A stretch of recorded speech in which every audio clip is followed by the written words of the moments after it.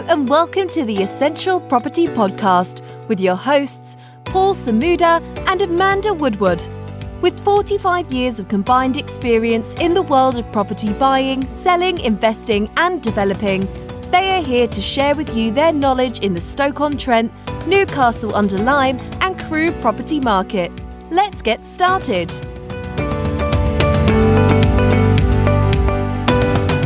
Hello and welcome to episode 7 of the Essential Property Podcast. I'm Amanda Woodward and today's topic of discussion is going to be the new upcoming Article 4 direction in Crewe. So I'm going to kick off with what exactly Article 4 is, why it's coming to Crewe, where exactly that's taking place and what you need to do next, whether you are an existing investor or someone that's looking to invest into Crewe with HMOs going forward.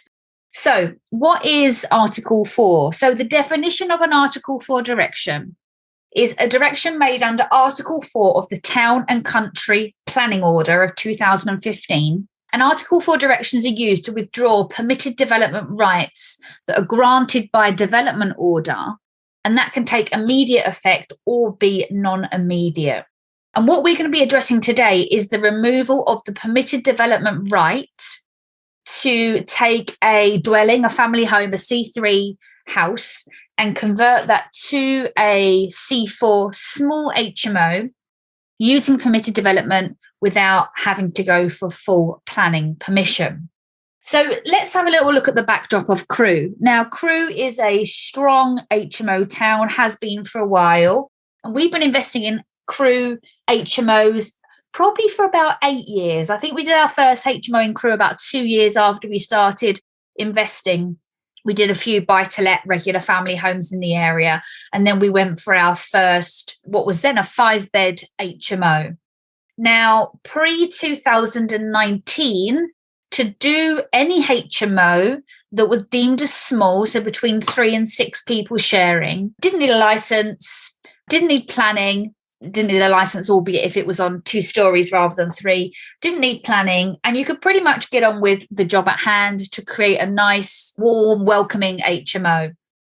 In 2018, the licensing laws changed nationally, which meant 5 or more people sharing a property on 2 or more floors required licensing. So that was quite a big shift in terms of the HMO rules and regulations. And now for Crewe, they're taking it one step further in terms of Article 4. So we heard just then what Article 4 means by definition, but in terms of what that means practically, it means that if you want to develop an HMO in Crewe, in certain areas moving forward, you are going to have to apply for full planning permission, and you will be at the mercy of the local authority as to whether that is granted or not. Which, let's be honest, is quite a game changer in terms of strategy of investing in HMOs in Crewe. So why Crewe? Now, as I mentioned, Crewe is a strong HMO area. It started with students many years ago with the university based in Crewe, although that has wound down significantly. And the core demand for HMOs in Crewe is for local working people. And I say local, I mean working locally. They could be both local to the country, but Crewe also has a large amount of European migrants who have migrated to Crewe as well as other parts of the country for work opportunity. We have the 2 effectively demographics there renting HMOs, and the market is strong. Crewe actually has less than 1% unemployment, which is effectively zero unemployment if you take into consideration sort of the elderly and students and so on. It's a strong, bustling, working town, always has been by history and still is today. And HMOs have worked very well there for many, many years. Now, the issue is, we've been investing there for 10 years. Lots of other people have been investing there for a long time. Lots of people have also recently invested into HMOs in Crewe. And the local authority have said, whoa, hold on a minute. We're not liking the fact that there's HMOs everywhere and we can't control it. Okay. Now, the local authority have a view of HMOs. Every local authority around the country has a view of HMOs. But as we have done many applications in the past, and as HMO investors and managing agents ourselves, we are, experienced in understanding the local authorities' position on HMOs, both from the Housing Standards Department, licensing. But the more of the pressure, I guess, in my experience with regards to HMOs, comes from the local councillors. And the local councillors generally in Crewe dislike HMOs. Those I have spoken to dislike HMOs with a passion and are very anti the strategy. So it was no surprise that in October 2019, the document was created. The evidence to justify the purpose of Article 4 in Crewe was created by Cheshire East, backed by a lot of the councillors, to suggest we want to control these HMOs. We want to effectively slow down the influx of them, and we want more control over it. So we always thought this would come in 2017, 2018. We started to have some conversations with Housing Standards to say, do you think this is coming? Obviously, they weren't sure. They couldn't give us exact. In 2018, pen was put to paper. The proposal was put forward, and then there was a period of consultation. Now, that period of consultation took place during 2020. Now, let's be honest. I think we were all slightly consumed with other issues in 2020, like the coronavirus and protecting our businesses and protecting our lives and protecting our families. But during that time, the consultation period took place. And October 2020, Article 4 was agreed. Pen was put to paper, rubber stamped documents on the 3 areas where Article 4 was going to come into play. Agreed October 2020, and to come into force 1st of November 2021. And that's why we're putting the podcast together today on Article 4, because for us as a business, this week is Article 4 week, where we're going to be reaching out to our landlords and obviously to ourselves as owners to have a look at the portfolio, what properties are going to be affected and what we need to do next. So the 3 areas in Crewe that the local authority have deemed areas where Article 4 is going to take place is parts of Nantwich Road, parts of West Street, and parts of Hungerford Road. Now, if anybody listening to the podcast today wants a little bit more information on this whole area, I invite you to contact us. Our contact details will be in the show notes. You can head over to our website, essentialpropertyoptions.co.uk, get in touch, because everything I'm sharing with you today is based on papers, reports and documentation that's been put together by Cheshire East, by the local authority. And if you are making any decisions going forward with regards to this, I would like you to actually read the papers and documentation for yourself rather than just hear it from me, just to make sure that you're making the best informed decision.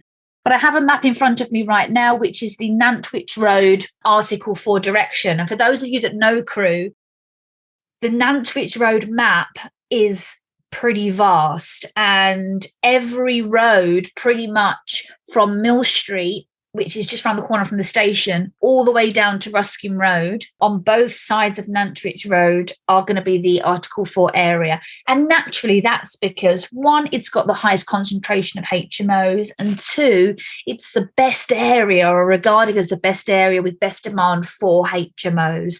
So traditionally, Walthall Street, Ruskin Road, Eddleston Road, Nantwich Road, all those key areas, because it's close to the station and that's where people want to live in HMOs, this is one of the key Article 4 areas. And we have got a ton of properties in and among these roads, as will a number of other investors as well. That's the first area, and that's the largest area. Second area is West Street, a slightly smaller selection of roads starting at the top of West Street, going about halfway down.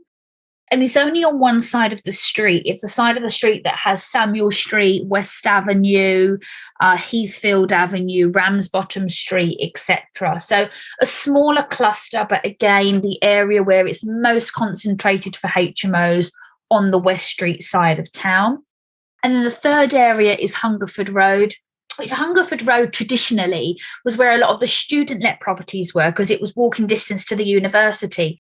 Personally, for me, I don't really see there being a huge issue with the Hungerford Road area. Professionals don't really tend to want to be based there. It's a little bit further from the station to walk. It was really the stomping ground of students, which there isn't really a demand for so much anymore. But Hungerford Road also does have a small selection of roads there that are included. So the concentration of HMOs is why the Article 4 has been suggested. They've plucked out the 3 areas of highest concentration, obviously. And 1st of November, that's where the legislation is going to come into play. Now, naturally, when Article 4 comes in, there needs to be some amendments to the local authority's planning process to decide if an HMO should be granted. So Article 4 doesn't mean no more HMOs, but it just means the controlling of new HMOs coming into the area. So if you find a development, you think this would be great for an HMO or a small HMO under 7 bedrooms, because if it was above 7 bedrooms, you'd be applying anyway, you're going to need to apply to the local authority. Now, the local authority have put together another document, again, which I can direct you to, which is called the Draft HMO Supplementary Planning Document. This was posted March 2021. It's open for consultation. Final comments can be submitted by the 7th of June, so in the next few days. And this consultation document has been put together to suggest how HMO should be treated from a planning perspective, in line with the local plan, in line with the national framework, as to whether they should be granted or not. And having read through all of the papers, 2 big things jumped out that I wanted to share with you with regards to HMOs in Article 4 areas. So the council is looking predominantly at 2 areas, although some others as well. But the first key area they're looking at is they do not want a concentration within a 50-metre radius of more than 10% of the dwellings being HMOs. Now, 50 metres is actually quite vast and can cover a couple of streets, because if you think it's a 50-metre diameter, and no more than 10% of the dwellings in that area should be concentrated to HMOs. That's the first thing that I picked up. Second thing that I picked up is that the local authority doesn't want any sandwiching of HMOs, okay? And what that effectively means is that they don't want to have a dwelling, which is a nice family home, and then either side of it to have nice HMOs. They don't want that family to feel that they are sandwiched in by HMOs. So that's going to be another consideration as well. They've also got comments on parking and how much parking would be required. They've got comments on amenity space, cycle storage, waste disposal, all the areas that come up as issues when running a HMO, they want to be able to comment on and decide on. And time will only tell us in terms of how applications are being treated. One would think that they have to be treated fairly in line with the planning document that will be created. But naturally, we will see just generally how planning applications do take place once Article 4 comes in. So we've gone through what Article 4 is and why it's taking place in Crewe, where exactly it's happening. It's coming into play 1st of November 2021. So what do you need to do next? Now, as I said, this is Article 4 week for us. So we're going to be speaking to our landlords and looking over our portfolio to see where the properties are. And Cheshire East have chosen the areas of high concentration. So naturally, we have lists of properties that we need to look into and address. Now, Cheshire East are saying, as of the 1st of November, new HMO applications, new HMO properties will need to apply for planning. But all the existing HMOs that so far have been converted under permitted development still stand, which is obviously fantastic news. So let's say you have a nice 3 or 4 bedroom HMO that you have been running as an HMO for a few years. It doesn't need licensing. It doesn't need planning. It meets regulations. You've been doing a fantastic job looking after that property. That's okay. What the local authority are going to need is evidence that that has been taking place before the 1st of November. Now, there's a couple of ways that you can evidence that, just naturally through sort of tenancy agreements, and perhaps the local authority have actually been out to your property from a housing standards perspective and done some inspections. But the sort of rubber stamp approval, I guess, that you have got a legitimate HMO prior to the 1st of November 2021 is to complete an application form for a lawful development certificate. And Cheshire East have got a download of this on their website. And you effectively apply to planning to say, hey, we've got a HMO, here it is, here's the evidence. Please, can I get my lawful development certificate to confirm that's the case? And that would be the rubber stamp way to do it. And it's about a 5 or 6 page application form that you need to complete. As it stands, Cheshire East Planning Department are suggesting that they will turn them around in 8 weeks. However, if you're anything like us and you've been doing planning applications over the last 12 months, you'll know that the planning department have been taking a little bit longer to reply. So I would take that with a pinch of salt for the time being. We're 6 months away from the date. We're going to start doing this now just to get ahead. As I say, they are suggesting an 8-week turnaround. You present your evidence, get your lawful development certificate, and then, going forward, any challenges, you can, wave your certificate around to say that I have got an HMO prior to Article 4 and everything is good. So that's what we would generally recommend at this stage. However, of course, get in touch with us with any questions around this, and I can point you to the planning documents, to the maps, to the Article 4 information, and then naturally you can, make your best decision moving forward. Now, where's the opportunity? We're very positive investors, and we like to always see where the opportunity is with regards to new legislation. Now, do we think that HMOs are going to increase in value once Article 4 comes in? Yeah, pretty likely. Do we think a valuer is going to turn up on the 2nd of November 2021 with an open checkbook to value your HMO at this incredibly high figure? I wouldn't bet my house on that. But just looking at how it's affected other areas of the country, yes, we should start to see that our assets, that our HMOs are going to, steadily creep in value, because it's not as easier to create that same asset on those same roads anymore. So naturally, we should see a nice little creep up there in value over time, of course. Are we going to see less competition, less supply, and potentially more demand?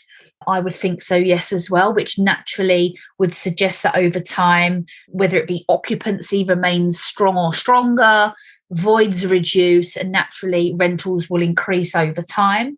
So generally, it's pretty positive if you're an existing landlord with existing stock. If you're looking to come into the area and do HMOs, it does put a little bit more of a barrier to entry, but certainly not something that can't be done, but something that just needs that little bit more due diligence. Does it mean that if you sell an HMO with planning, that might be slightly more desirable for an investor to buy? So they've already got, there's already planning on the property. Potentially, yes, as well. So always opportunities on the back of new legislation, new rules, new regulations. But I think it's about being aware of what's taking place. So I hope that little section there on Article 4 in Crewe has just kept you a little bit more informed as to what's going on. I am more than happy to speak to anyone that has HMOs in Crewe or is thinking of doing HMOs in Crewe, give you my thoughts and findings on the subject, point you in the right direction of all the maps, the papers, the certifications that you need to do, just to protect yourself going forward, just to make sure that you're getting the right advice. And I look forward to maybe keeping you updated on this subject in future episodes, and look forward to speaking with you on our next episode. We hope you enjoyed today's episode, and if so, please hit subscribe and share with those who you think would enjoy it too. To get in touch with Paul and Amanda directly, please visit their website www.essentialpropertyoptions.co.uk for more information. We look forward to sharing with you on the next episode.